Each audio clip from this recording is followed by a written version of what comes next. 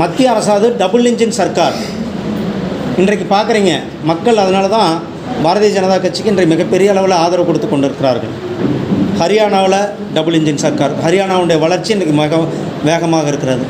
உத்தரப்பிரதேசத்தில் மாநிலத்திலும் ஆட்சி, மத்திய பிரதேசத்திலும் மாநிலத்திலும் ஆட்சி, மத்தியிலும் ஆட்சி.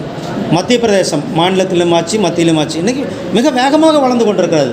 டெல்லி நேற்றுக்கு எடுத்துக்கொள்ளுங்கள். டெல்லி ஒரு வரலாற்று சிறப்புமிக்க வெற்றியை பாரதிய ஜனதா கட்சி பெற்றிருக்கிறது. இது என்னன்னா மக்கள் அந்த பகுதியினுடைய வளர்ச்சி. ஏன்னா டெல்லியில் ஃபெட்டப்பாகி போயிருந்தாங்க. கெஜ்ரிவாலினுடைய ஊழல், கெஜ்ரிவாலினுடைய அராஜகம், கெஜ்ரிவாலினுடைய ஆணவம், கெஜ்ரிவாலால் அங்கே பல வளர்ச்சி பணிகள் தடைபெற்றிருந்தது. அதனால் அங்கே ஒரு மாநில அரசாங்கம் மத்திய அரசாங்கத்து கூட ஒரு இணக்கமான சூழ்நிலை இல்லாதனால அங்கே மிகப்பெரிய அளவில் வளர்ச்சி பணிகள் முடங்கியிருந்தது.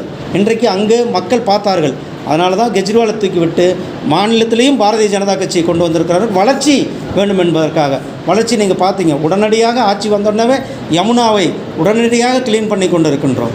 ஏன்னா நம்ம பிரதமர் ஏற்கனவே சபர்மதி ஆறு, நர்மதா ஆறை குஜராத்தில் க்ளீன் பண்ணி அந்த ஆற்று தண்ணியை குடிக்கிறோம். அந்த ஆற்று தண்ணி விவசாயம் பண்ணிகிட்ருக்கோம். ஆனால் நம்மளுடைய திமுக அரசாங்கம் வருஷம் சொல்கிறோம், கூவத்தை ஒவ்வொரு வாட்டியும் சொல்லுவாங்க, சென்னையை சிங்கார சென்னை ஆக்குறோம், கூவத்தை சீரமைப்போம். கூவத்தை சீரமைச்ச மாதிரியும் தெரில, சிங்கார சென்னையை ஆக்கின மாதிரியும் தெரில.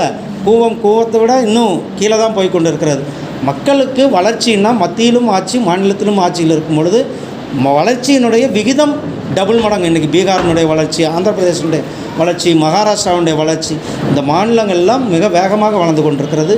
தமிழ்நாட்டிலையும் கூடி சீக்கிரம் டபுள் இன்ஜின் சர்க்கார் வர இருக்கிறது. தமிழ்நாட்டுக்கு அப்போது மிக முக்கியமான வளர்ச்சி பணிகள்லாம் இப்போ தடைபட்டிருக்கின்ற வளர்ச்சி பணிகள்லாம்